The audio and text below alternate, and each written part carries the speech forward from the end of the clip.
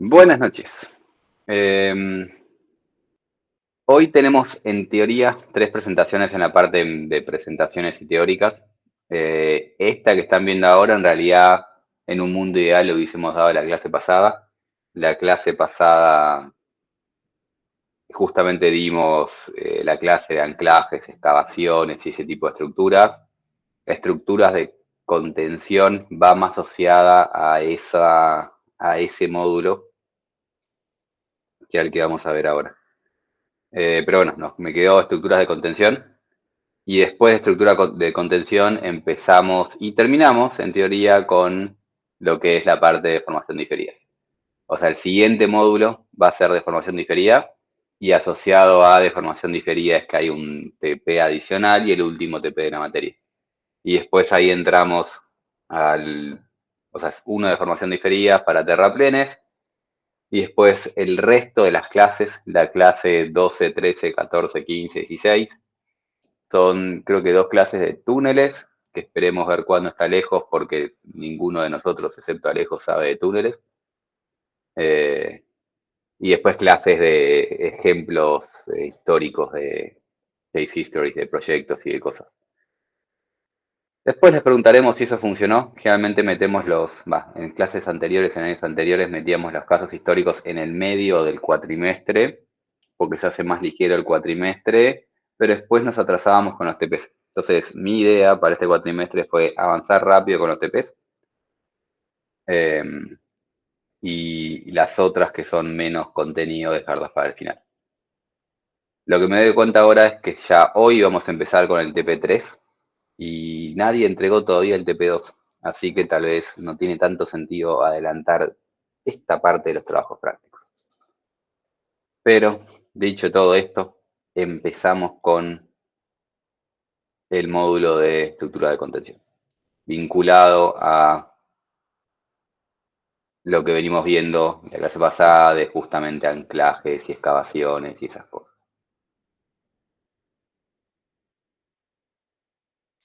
Dentro de lo que son estructuras de contención, tenemos dos tipos, las que son pasivas y las que son activas. Pasivas quiere decir justamente resiste por peso y se me está avanzando solo la presentación. Resisten por peso y no hay una vinculación entre la estructura y el suelo. Y entre esos están justamente el caso de muros de gravedad, muros cantilever. ¿Se me pasa la presentación solo? Ya me ha pasado esto antes en una presentación. Veremos si vuelve a pasar. Em, Pasivas, peso propio. Activas, en el caso activo no es, o sea, en el caso pasivo tenemos una estructura que resiste el peso del suelo, o sea, el peso resiste su peso propio y la estructura resiste lo que le falta resistir, porque la fricción no aguanta todo. Y las que son activas, que son en realidad refuerzos que se le hacen al suelo para que el suelo, por su cuenta, entre comillas, resista todo el empuje. Entonces, el caso de tierra armada, cada uno, acá hay flejes con una tapa, y ese fleje, por fricción entre el suelo y el fleje, hace que la masa de suelo se resista solo. Y es lo mismo en el muro geosintético. Yo con geosintéticos puedo poner una serie de geosintéticos de forma que cuando esto tenga un peso propio y el suelo, entre comillas, se quiera correr a la derecha, se agarra por tracción al geosintético y terminan resistiendo sin requerir un muro formalmente a su lado. Esas son las que llamamos estructuras de contención activa.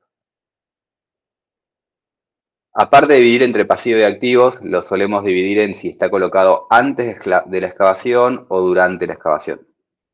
Y lo ponemos antes de la excavación cuando el suelo no se resiste, no puede resistir la excavación por sí sola.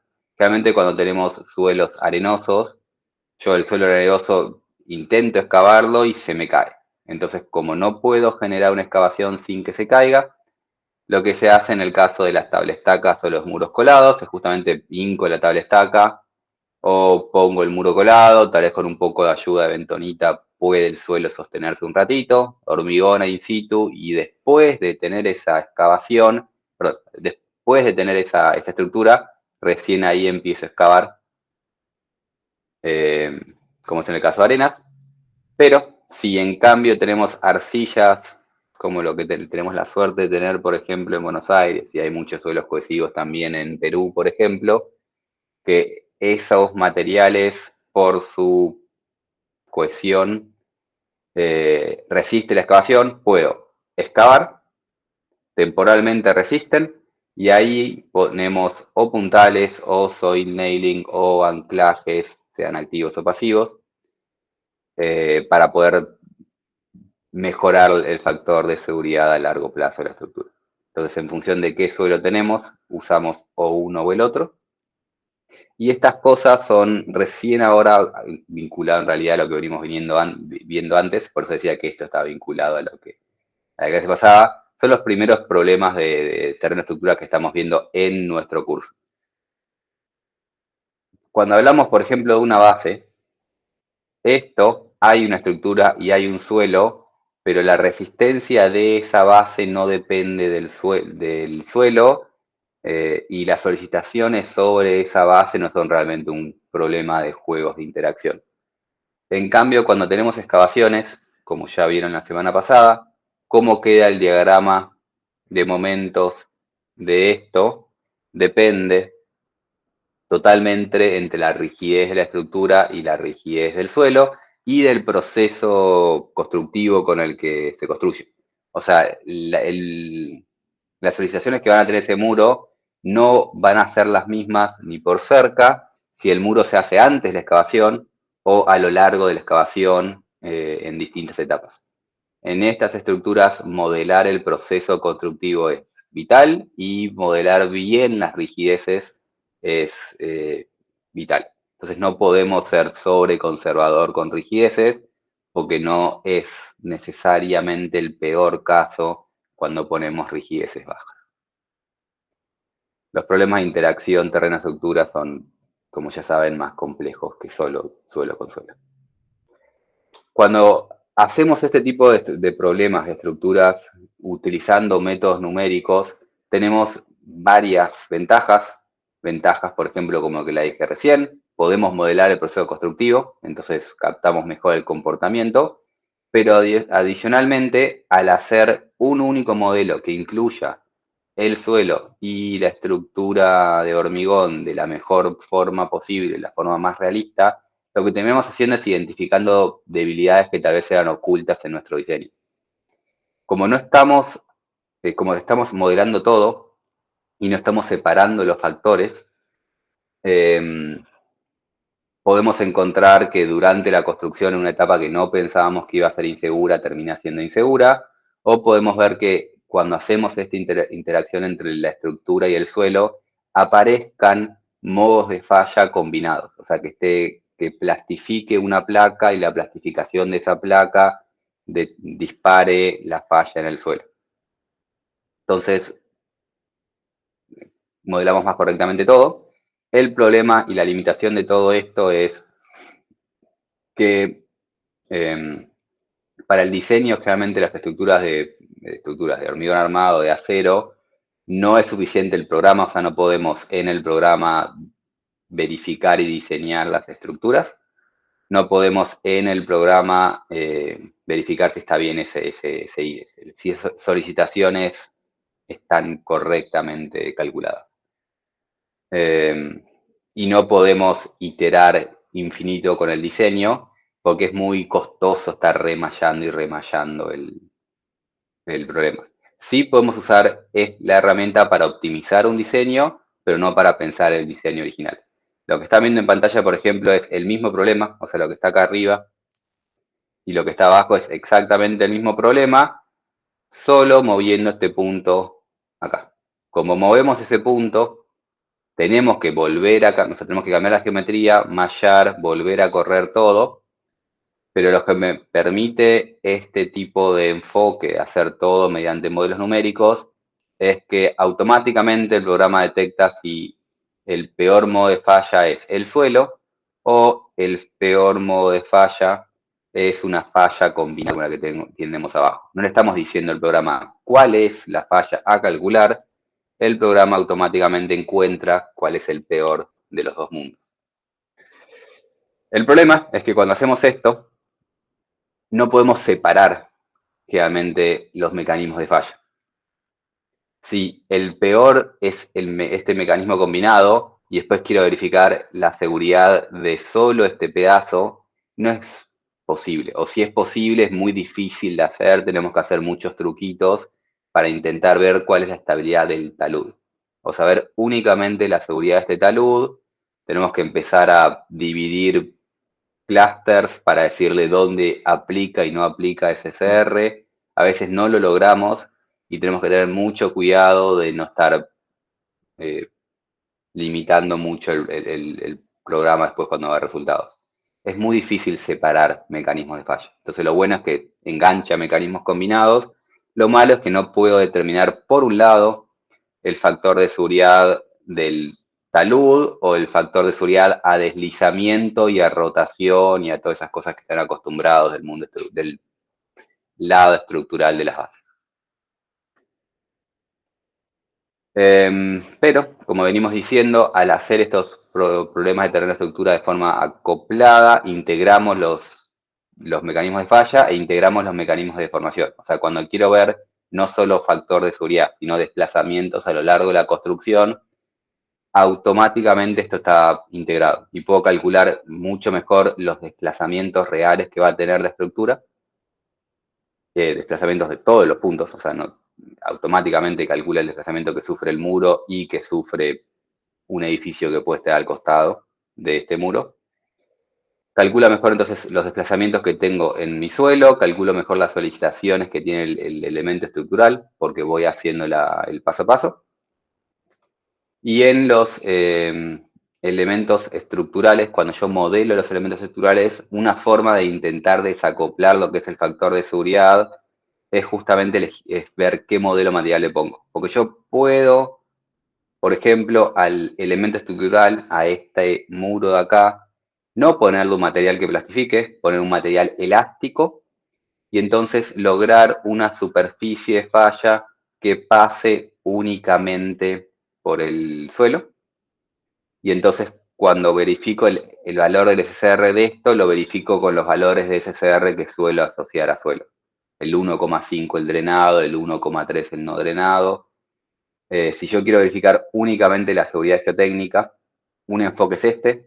Pongo todos los materiales estructurales elásticos, calculo el factor de seguridad y después, por otro lado, con el modelo, con el material elástico y con el proceso constructivo, calculo las solicitaciones sobre mi material elástico y afuera del programa diseño el elemento estructural para que pueda soportar esa deformación. O sea, calculo cuántas barras o calculo el espesor de mi placa para calcular correctamente el espesor. Si cambiamos espesores, tenemos que volver a hacer el problema, volver a correr, porque cambiar rigideces cambia solicitaciones, pero un enfoque es 100% elástico y diseñamos por afuera.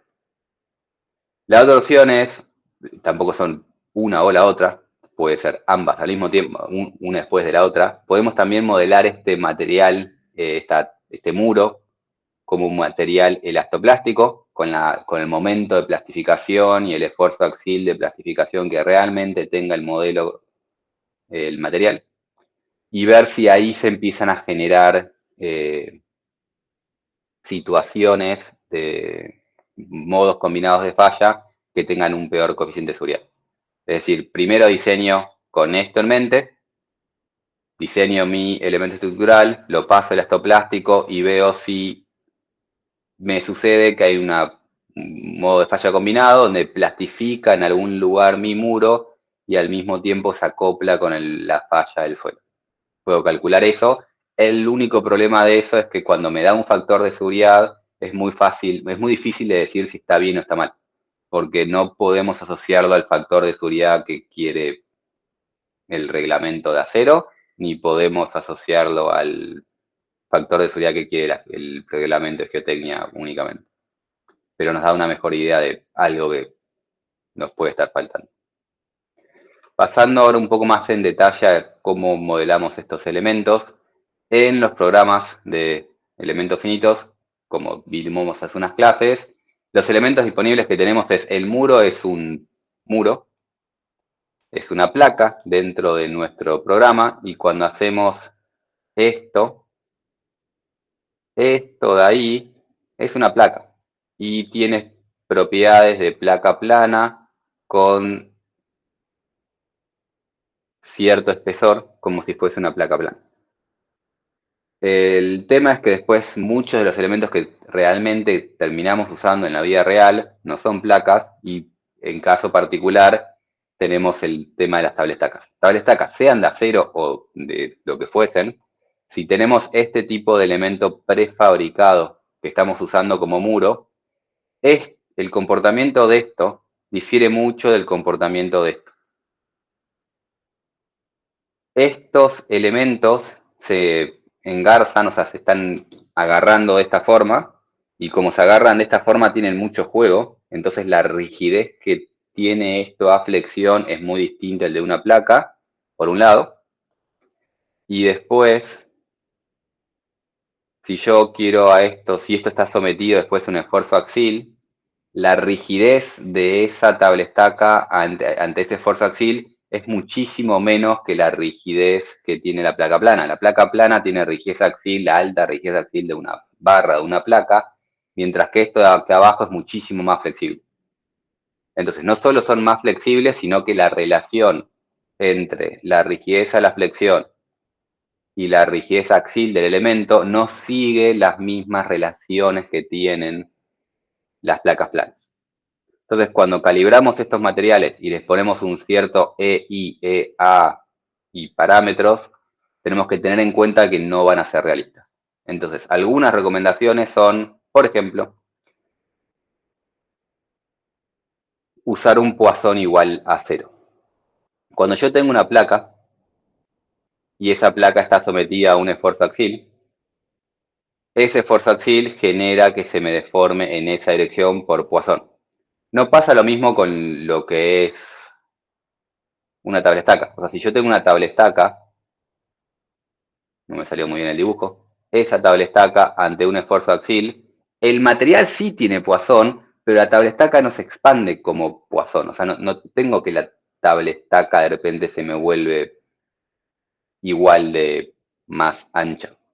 Entonces, ese efecto de Poisson en una tablestaca es prácticamente despreciable, y entonces recomendable usar Poisson 0. Y lo otro es que justamente en estos modelos los datos de entrada son rigidez a la flexión o rigidez axil, y la rigidez al corte la calcula en base a estos dos usando los típicos rigidez a corte de placa, que no va a aplicar acá porque no es una placa plana. Entonces tenemos que controlar que esa rigidez al corte no sea demasiado desproporcionada. Entonces tenemos que ver cuál es el diámetro equivalente que le dimos a nuestro muro para intentar representar esa tablestaca, y verificar al menos que ese diámetro equivalente sea menor a la longitud sobre 10. Si ese diámetro equivalente es más grande que la longitud sobre 10, la rigidez al corte que vamos a calcular no va a ser buena, va a ser demasiado alta, y entonces tal vez va a convenir usar un diámetro equivalente menor, que me daría una rigidez a la flexión menor, pero o sea, podríamos poner una mejor rigidez a la flexión para compensar la rigidez al corte demasiado alta que nos aparece. Todo esto hablando de deformación plana, plane strain. En el caso que querramos modelar un problema axil simétrico, o sea, cuando tenemos tanques circulares, el tanque circular se puede modelar como axil simétrico. También tenemos que ajustar rigideces en base a lo que venimos diciendo. En el caso de los tanques, o sea, cuando yo tengo esto en plano, este plano fuera del plano, en esta dirección, en esa dirección prácticamente no hay esfuerzo axil, no importa el esfuerzo axil, entonces no me importa la rigidez del esfuerzo axil de eso, pero cuando ahora yo tengo un tanque y intento hacer un tanque y yo estoy cortando y modelando esta parte del tanque, ese tanque tiene un esfuerzo de tracción no despreciable o de compresión en función de para dónde estamos presionando. Y el esfuerzo axial que tiene ese tanque cambia bastante los resultados. Y como dijimos antes, la rigidez que tiene esta tabla estaca es muchísimo menos que la rigidez que tendría una placa plana, en sentido axial. Entonces, no le podemos poner un EA. Tenemos que disminuir el EA que le ponemos para justamente tener en cuenta que esto no se va a comportar como placa plana. Entonces le tenemos que poner un área más chica para no poner una rigidez demasiado alta que va a generar esfuerzos axiales demasiado altas. En el caso que la tabla estaca que estamos utilizando sean por tablas conformadas, tenemos que bajar mucho la rigidez axial. Y en el caso que esté que los tanques estén hechos por placas planas, intentando simular, horrible el dibujo, pero se entiende la idea, eso es en planta, el tanque.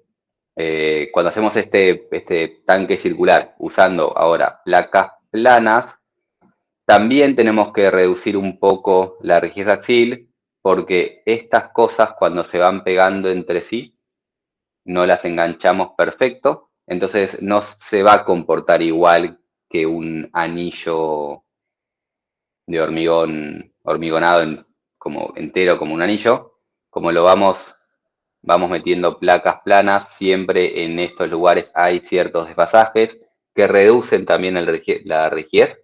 Entonces también en esos casos tenemos que bajar un poco nuestra rigidez axial para tener en cuenta que el tanque no es un tanque perfecto. Volviendo a los que son generalmente interacción terreno-estructura, nosotros cuando hacemos este modelo estamos modelando de forma acoplada, de forma al mismo tiempo el comportamiento del suelo y el comportamiento de la estructura. Y por lo tanto, como estamos calculando y deformando la estructura y el suelo, las solicitaciones que nos da el programa no las tenemos que volver a reducir. Esto es porque si alguien viene del ámbito estructural, está acostumbrado a que calcula solicitaciones y después reduce momentos por efecto arco. Efecto arco es que el suelo cuando se deforma, el suelo resiste parte de su propio peso, entonces las solicitaciones que le llegan a la estructura son menores. Esto lo hace elementos finitos de forma automática. Entonces no podemos adicionalmente reducirle un momento. El momento que está ya está, entre comillas, reducido porque está calculado de forma correcta.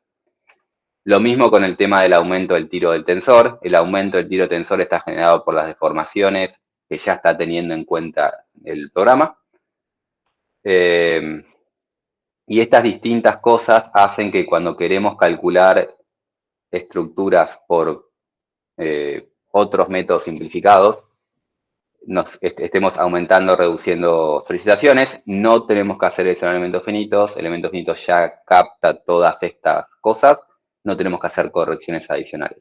El momento que me da FEM es el momento con el cual tengo que ir después de mencionar mi estructura. Y como dijimos antes, no solo capta correctamente el comportamiento, sino que si además le ponemos comportamiento elastoplástico, podemos ver deformación, o sea, cómo se deformaría realmente ante falla nuestra estructura, porque ahí está plastificando el suelo y está plastificando nuestro muro. Bien, como dijimos antes, el diseño de la estructura tiene que venir previo a empezar a modelar nuestra excavación, nuestro relleno o nuestro problema. Tenemos que primero por afuera diseñar más o menos qué queremos hacer, pero podemos usar el software para intentar optimizar después ese diseño. Si sabemos que vamos a tener este muro con este anclaje, eso lo tenemos que pensar afuera del programa, pero una vez que lo pensamos, podemos usar el software para optimizar, por ejemplo, la longitud de la tabla stack. La longitud no sabemos si va a llegar hasta acá y tener 14 metros, o llegar hasta acá y tener, según este caso particular, 17,5 metros. Si no sabemos exactamente cuál va a ser la longitud óptima, lo que podemos hacer para ahorrarnos a nosotros un poco de tiempo es hacer un elemento que tenga 14 metros y después abajo de eso ponerle una sucesión de elementos cortos, 1, 2, 3, la cantidad que querramos, e ir prendiendo de a poco. Entonces lo que están viendo ahí en pantalla es un ejemplo donde hay elementos desde acá hasta acá, pero primero prendemos hasta acá, nos fijamos cuál es el factor de seguridad y después vamos aumentando la longitud de esa tabla estaca, de ese muro, hasta que logramos el factor de seguridad que buscamos. Es decir, en nuestra malla original precargamos elementos y después vemos si los necesitamos. Si no los necesitamos, los dejamos apagados. Mini comentario, estas interfaces acá confunden porque están prendidas las interfaces, pero no está prendido el elemento de placa. Prender una interfaz de más no genera muchos problemas. Idealmente no lo prendan, pero no nos cambia mucho. O sea, como están poniendo un RSR, va a hacer que esto sea un poquito más débil, pero no cambia el resultado por una interfaz de más. Pero bueno, acá está prendida la interfaz, pero no la placa, y por eso justamente falla en la punta de la tabla estaca. Acá se aumentó la longitud para mejorar el factor de seguridad y o para mejorar el comportamiento de la estructura midiendo desplazamientos. Todo lo que dije para factor de seguridad aplica igual para desplazamiento. Si esto se desplaza demasiado, vamos aumentando la tabla estaca hasta lograr el desplazamiento que buscamos. Lo que estoy hablando de la tabla estaca aplica a cualquier cosa que hagan. Acá mencionamos anclajes, pero puede aplicar a otros problemas. Pueden precargar elementos estructurales y después ver cuáles prenden y cuáles no prenden. El ejemplo es este anclaje, no saben cuál es la longitud óptima que debería tener el anclaje. La placa esta del anclaje debería estar lo suficientemente lejos para desacoplar la falla generada asociada únicamente a la tabla estaca a la falla asociada únicamente al anclaje. O sea, lo ideal es que esto se aleje, porque caso extremo, si ustedes ponen la placa acá, esa placa aporta absolutamente nada, porque la falla ya únicamente por la tabla estaca les da por ahí, en la opción 1. En la opción 2, ese anclaje empieza a tener cierto aporte. Si lo ponemos más atrás, se empieza a desasociar la falla asociada a la tabla estaca de la falla asociada al anclaje. Y en la opción 4 está totalmente separado esta falla de esta falla. Y ahí se fijan justamente cómo va aumentando el coeficiente de seguridad. Y se fijan que los últimos metros, estos últimos 5 metros, gana poca diferencia porque ya con esto estaban prácticamente separando la plastificación de la placa de la falla de la tabla estaca. Entonces, precargando placas, entonces, o sea, en este caso particular, justamente lo que tienen es una placa acá, otra placa acá, otra placa acá, y van probando prender solo la placa 1, la placa 2 o la placa 3, y no solo la placa, sino el anclaje. Todo por acá, también tenemos anclajes que están apagados, anchors que están apagados, hasta lograr la longitud óptima. Acá lo mencionamos con placas, lo que van a ver en el trabajo práctico es con el bulbo del anclaje. O sea, si no saben cuál es el bulbo necesario, saben que como mínimo necesitan 5 metros, ponen 5 metros y después le ponen atrás algo más y van creciendo este bulbo en el modelo para optimizar el diseño, pero el diseño previo tiene que venir desde antes. O sea, la posición de este anclaje, si está a esta altura o si está a esta altura, también lo pueden intentar optimizar dentro del programa, pero se vuelve cada vez más engorroso estar haciendo tantas iteraciones adentro de elementos finitos. Entonces el diseño tiene que venir de antes. Bien.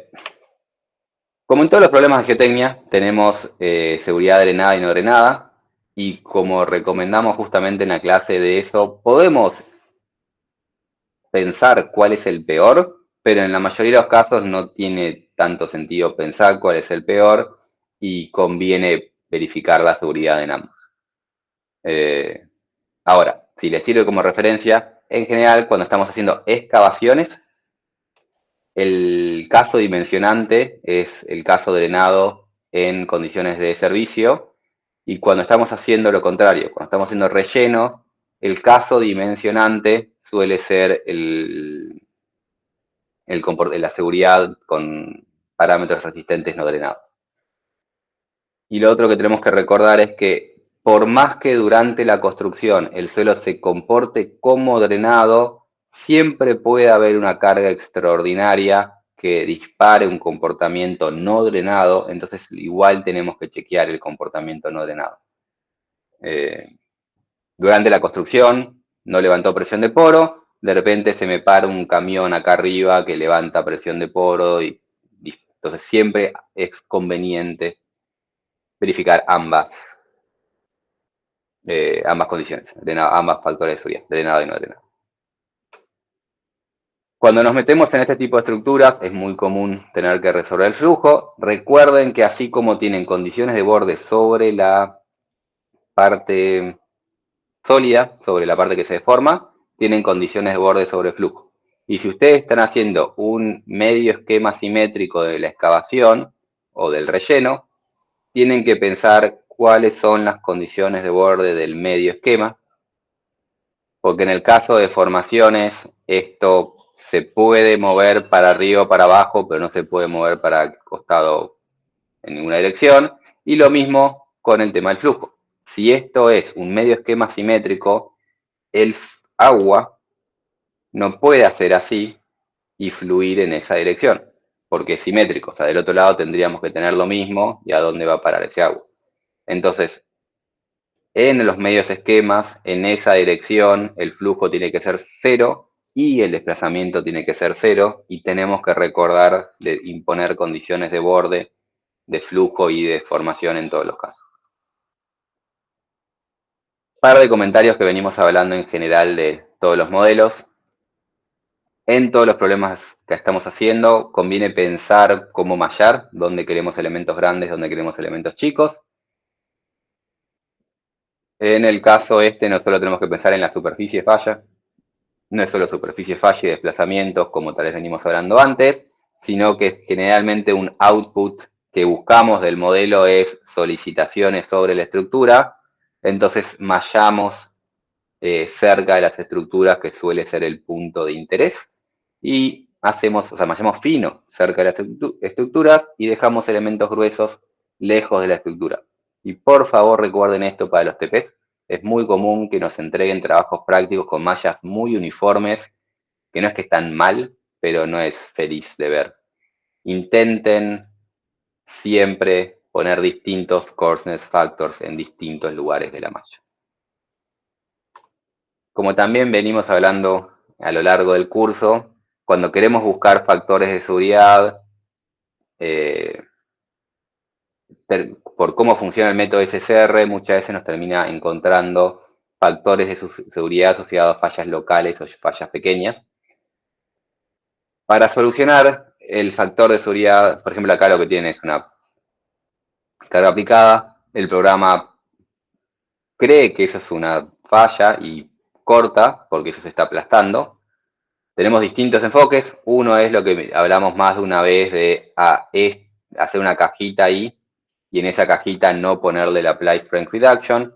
Otra opción, si tenemos algunos puntos que se están volviendo muy molestos y no son tan relevantes para nuestro problema, es a ese pedacito de suelo tal vez le podemos poner un poco de cohesión, o, caso extremo, ponerle un pedazo elástico, como que siempre pensar si la falla, si me parece una falla local, buscar formas de evitarla, pero todos esos métodos que estoy diciendo de poner cohesión o ponerle que no reduzca parámetros, tenemos que asegurarnos que después no afecte nuestro resultado. O sea, la seguridad de la falla global de esto no tiene que pasar en absoluto por ahí, porque si no cualquier cosa que yo haga para aumentar la resistencia de esto me afecta a la falla global del problema.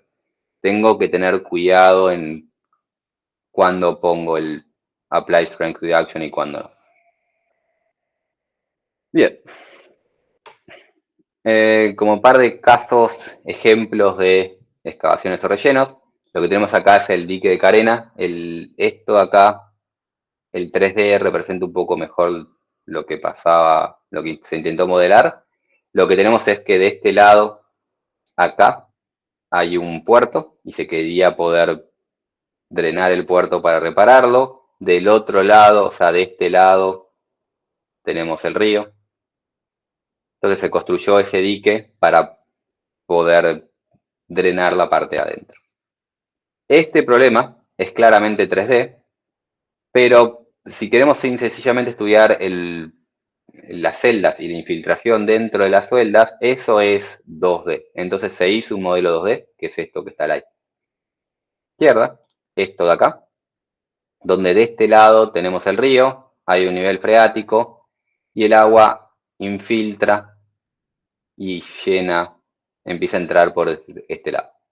Entonces podemos calcular el problema de infiltraciones, podemos calcular el problema de supresión, podemos calcular desplazamientos que va a sufrir la estructura con un modelo 2D en el cual podemos mallar bastante fino y tener mucho más precisión que hacer modelos 3D que son más costosos en cuanto a tiempo, demoran más tiempo y tienen menos precisión porque puedo poner menos elementos. Entonces, este problema en particular se modeló con el 2D. El suelo que está adentro de la taguía no era importante, o sea, se comportaba en régimen elástico, se formaba bastante poco por justamente cómo funciona el sistema. Entonces, nosotros podemos perfectamente poner una HSS, creo que hoy en día si se vuelve a hacer no se hubiese hecho el modelo elástico. Pero bueno, en este caso particular, este material se hizo con un material elástico, calibrando la rigidez a bajas deformaciones, y se calculó los desplazamientos que sufriría, el flujo y la supresión, como dije antes, SCR. Lo que no se le puede pedir a este modelo 2D son las solicitaciones sobre la estructura. ¿Se acuerdan? Vuelvo atrás, no hace falta acordarse. Esto es la estructura. La solicitación sobre estos tanques con todas esas curvas no pueden salir de este modelo porque el modelo no sabe de todas esas curvas. Para calcular solicitaciones estructurales tenemos que hacer un 3D o tenemos que hacer algo por fuera de elementos finitos. Entonces, calculamos desplazamientos SCR y también podemos calcular seguridad antesifona. O sea, podemos calcular cuál es la pérdida de tensiones efectivas que tenemos acá por el agua que está subiendo, que es justamente lo que estamos viendo ahí. Estamos viendo la presión de agua que está subiendo y baja las tensiones efectivas. Cuando las tensiones efectivas llegan a 0, es que el suelo se me levanta. Entonces podemos ver qué tan lejos estamos de llegar en ese estado con un modelo 2D, que fue justamente el problema que tenemos acá. Si tenemos tiempo en las clases que viene veremos este caso estudio. Justamente en el caso estudio en esta zona empezó a entrar agua por ese problema. Pero bueno, como dije antes, del 2D sacamos todo lo anterior, del 3D podemos sacar solicitaciones sobre la estructura, podemos hacer verificaciones para ver si más o menos el 2D machea con el 3D, pero tampoco podemos pedirle mucho a este 3D si machamos con esta cantidad de elementos. O sea, fíjense que en toda la altura del tanque tengo 1, 2, 3, 4, 5, 6, 7, 8 elementos en altura. La precisión de los resultados va a ser bastante baja, la precisión de las solicitaciones estructurales no va a ser buena, no es el mejor modelo posible, pero es lo que tenemos. Y con esto creo que son las últimas presentaciones. Esto acá es un trabajo justamente de Schweiger, no sé, el señor Schweiger, que en el NUMGE lo que hizo fue un trabajo muy interesante para calcular la longitud que tiene que tener la tabla estaca y le pidió a una serie de gente, o sea, se lo mandó a un montón de gente, tipo round robin, de decime vos cómo diseñarías esto, utilizando el reglamento del Eurocódigo y diciéndole toda la secuencia y dándole los parámetros. O sea, no tenían que calibrar nada, les decían, esta es la geometría exacta, este suelo tiene estas propiedades, les daba las propiedades del suelo y decía, calcula según el Eurocódigo 7 la longitud de la tabla estaca, que es un problema que tiene solución analítica, pero el tema es que cuando nos metemos con el Eurocódigo, con todo el problema que ya hablamos del Eurocódigo, que hay distintos reglamentos, distintas formas de calibrar, en función de cuál queremos usar, distintas formas de encararlo, y el problema adicional de si minorábamos resultados en cada etapa o al principio y arrastrábamos, lleva a que cuando esto se lo mandaron, cuando este autor mandó el problema a esto, 13 personas contestaron, las 13 personas dieron longitudes entre 2,8 y 5,5 para la misma tabla estaca con el mismo problema, con los mismos parámetros, para poder verificar el factor de seguridad. Porque cuando te fijas cómo es el factor de seguridad en función de la longitud de la tabla estaca, los distintos reglamentos dan valores muy disímiles entre sí. Perdón, las distintas formas de aplicar el reglamento dan cosas muy distintas entre sí.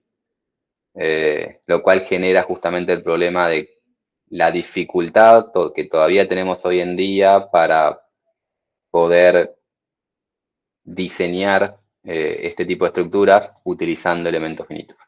Elementos finitos es muy bueno para calcular desplazamientos, pero todavía no sabemos cómo aplicarlo para poder verificar recomendaciones de un reglamento para factores de seguridad. Vinculado justamente a este problema de la tabla estaca, para que tengan en cuenta adicionalmente, es que cuando se hacen este tipo de cosas o cuando se hace un análisis de SSR, lo que se fija es si el problema converge o no converge. Y se considera que la cosa colapsa cuando no converge. Tenemos que tener un poco de cuidado con eso, porque tal vez algo converge y que converja quiere decir que el programa dice que es estable, pero que el programa dice que es estable no quiere decir que eso esté bien y no sirva. Y entonces acá lo que tienen es justamente cómo es el comportamiento de una tabla estaca con distintas longitudes. O sea, acá la flecha puntal es que acá había un puntual que justamente limitaba el desplazamiento en esta zona. Y después, a medida que aumentamos la tabla estaca, cada vez se empotra más en la zona, se empotra más adentro del suelo. Cuando tengo una tabla estaca corta, tal vez el modelo dice que converge y tal vez es estable, pero la tabla estaca corta se está deformando de esta forma, básicamente es un cuerpo rígido que giró. Esa tabla estaca no está funcionando como tabla estaca, es un sub y baja que pivoteó alrededor de su pivot. No nos contentemos con ver si el modelo converge y decir que eso es estable. Veamos los resultados, veamos si lo que nosotros pensamos, si nuestro diseño se está cumpliendo, o sea, si estamos haciendo este tipo de tabla estaca, generalmente estamos pensando que se me empotra en el suelo. Veamos si la tabla estaca realmente se está empotrando en el suelo y está haciendo lo que pensábamos que iba a hacer, y si no, rediseñemos. Veamos el factor de seguridad, obviamente, no es que no tenemos que ver el factor de seguridad. Y lo otro que tenemos que tener muchas veces cuidado con, en general, con geotecnia, y más cuando tenemos interacciones entre distintos materiales, es hacer análisis de sensibilidad sobre esos parámetros, porque tal vez cambiar un poquito un parámetro cambia el resultado, al igual que tal vez cambiar un poquito la longitud cambia el comportamiento. Entonces, en diseños importantes es importante hacer análisis de sensibilidad, de ir cambiando geometrías y materiales. Con esto termino la presentación. Si alguien está muy aburrido y terminó el TP3, porque ya hoy empezamos el TP3, puede repetir la experiencia de intentar diseñar una tabla estaca con geometría perfectamente establecida y parámetros perfectamente establecidos para ver dónde caen entre estos 3 y 5 metros del resto de la gente.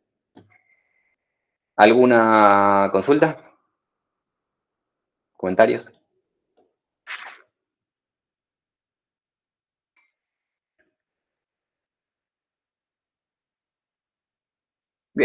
Con esto terminamos el módulo de rellenos, excavaciones y anclajes y modelos con plasticidad con endurecimiento, para empezar dentro de 5 minutos con deformación diferida. La presentación que viene, las presentaciones que vienen son dos, deformación diferida en arcillas y soft soil creep.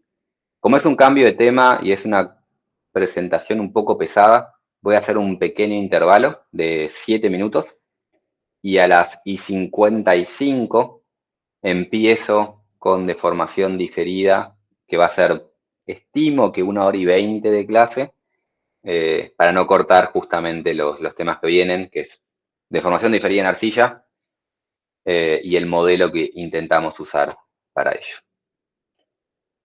Detengo la grabación.